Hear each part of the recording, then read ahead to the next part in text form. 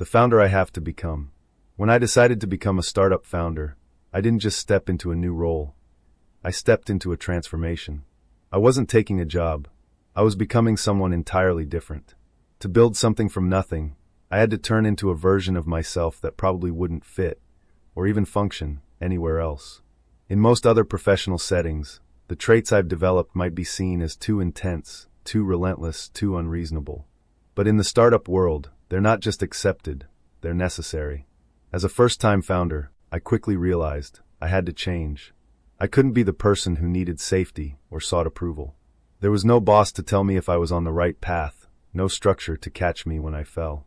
I had to learn to make decisions in ambiguity, to take bold action without knowing if it would work, to operate with belief even when the results weren't there yet.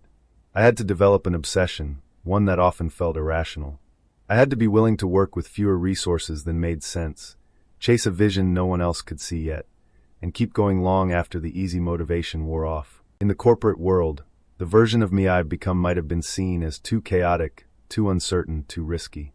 But in the world of startups, I realized this is exactly who I needed to be.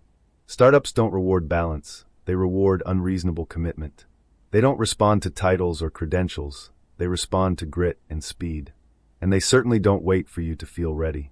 They demand that you act before you're sure, and grow into the person the mission needs. The truth is, I had to let go of the person I was before, the one who liked structure, who wanted clear outcomes, who waited for certainty. That person wouldn't have survived this journey.